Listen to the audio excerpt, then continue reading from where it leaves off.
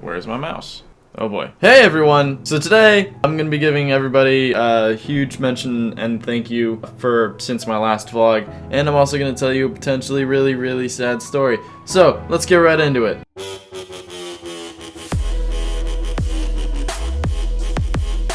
So originally this wasn't meant to be an update vlog, but you guys have been amazing. Back in early September I was trying to break through about 250 subs, but you guys smashed that, and recently we just went over 400 subscribers total. So real quick, before I get into the meat of what I wanted to talk about, or tell you guys this vlog, I want to give you all who've joined me since the last vlog a quick mention. A problem I'm happy to have this time around is that I actually don't have enough time to mention every single subscriber by name, because there's a lot of you guys. So, instead, I'm gonna do this thing.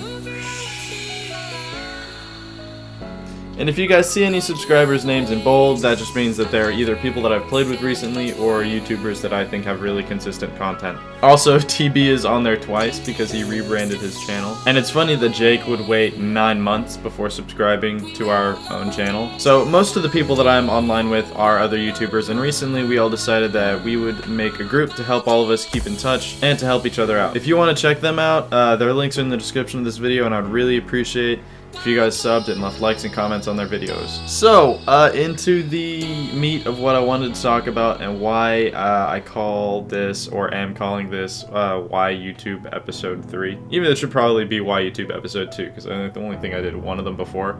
And I almost did another one, but I titled it something else. So technically, it's like Episode 2.5. Anyway, so I made a Why YouTube vlog way back and got a ton of love from you guys, so thank you. Recently though, I've been getting more people asking me why I choose to be a YouTuber, so I thought I'd make this for those of you who are maybe wondering how I ended up here or why I'm here, and looking for some inspiration to start your own channel or keep up with the channel you've got now. So, quick disclaimer, this is going to be an unusually personal post compared to what I usually put on our channel. A lot of this is the result of reflection that I've made that keeps me pushing through my struggles here. So I'm hoping you guys can find some motivation in my story. So it all started in Berkshire in the UK in 1991. Nah, I'm kidding. The first sign that I was going to be working with film and video was when I was 4. So don't worry, this isn't going to be my life story. So about 1995, I was mesmerized by the act of capturing a moment in life. So you could relive it, remember it, or just relate back to it later. Many years later in university, we called this the ontological privilege of photography. Basically, I was fascinated by old photos, home movies, tapes, and I always encouraged my family to record whatever we were doing. I remember my dad would always let me play with the movie camera like I was recording. About a year later, I asked for my first camera, just a little point-and-shoot camera. And I was 5 years old, so I didn't have the dexterity to operate the camera itself, or the wherewithal to really grasp the settings. But I was happy enough to have blurry, overexposed memories immortalized for posterity until I lost them, which I do not regret. After that, every other Christmas or birthday, I'd wonder if I really wanted another camera. This was back when you needed to go buy film, take pictures, then have that film developed, and you would just repeat that process. So I passed up photography for video games when I was, I think, 10. I got one of the original PlayStations, and that was my first game console, and the first game I had on it was Mega Man X6, I think. By the time I was 14, I was into computers. I'd been playing World of Warcraft on and off whenever I could afford the game time cards, and I had a GameCube. It was about this time that my brother and I started wondering, could we play our GameCube games through the computer? So for my birthday that year, I went out and got a very primitive approximation to a capture card. Realistically, it was more like a TV tuner, designed for people who wanted to record TV and DVDs to their computers. My brother and I reasoned that the same system should feasibly hold up to a gaming console in place of a cable box or a DVD player. The first game we tried this on was Sonic Adventure 2 for the GameCube, and it worked great, but I had no idea what codecs or frame rates were, so recordings never really bared any fruit.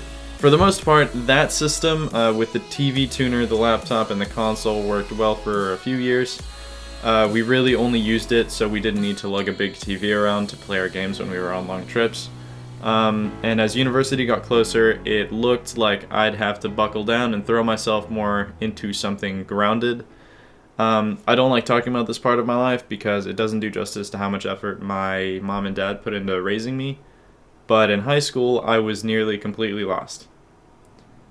My family was pushing me to pursue careers centered more around maths and sciences, not because I ever showed any interest in those things, but simply because I was always gifted. You remember that kid in school who seemed really carefree, never really worked on anything, then would blow the final exam out of the water so they could continue school the next year?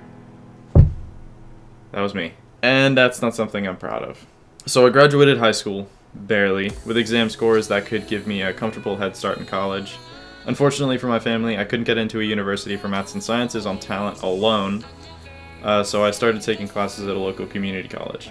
About 2010, my brother and I were in New York when we passed through a bookstore to rest from all the walking we'd done around the city. I immediately began rifling through the For Dummies section. I did genuinely enjoy learning, but I guess in school, I didn't see the point in proving it unless I had to. Anyway, I skimmed several books on everything from artisanal cheeses to wine country before I picked up Filmmaking for Dummies. It reminded me of the old cameras I used to get on my birthday and the home movies my families used to make, and I thought an in-depth read would be worth a laugh. My brother decided to buy me the book probably because he saw that I wouldn't put it down and wanted something to keep me quiet on the drive back home. I finished half of the book before passing out into the pages that night, and the next day I registered for any and all the classes I could at my community college that had anything to do with film. My parents didn't really care that I was working on documentaries or commercials and doing like other side jobs with film. They didn't care what I was doing in college, as long as it got me an associate's degree that would ensure me a spot in an actual university. So by 2011, I'd finished all the classes regarding film, like that had anything to do with film production, at my community college before I submitted my application to attend University of North Carolina, Wilmington for a bachelor's in film studies. I kept this all secret even when we got the acceptance letter. I just assured them that I was going to graduate with a degree in one of the other sciences. So my time in university was easily the most I'd ever been into my gaming. I lived with 9 other people for my first 2 years away from home, so naturally we formed a small group of tightly knit gamers.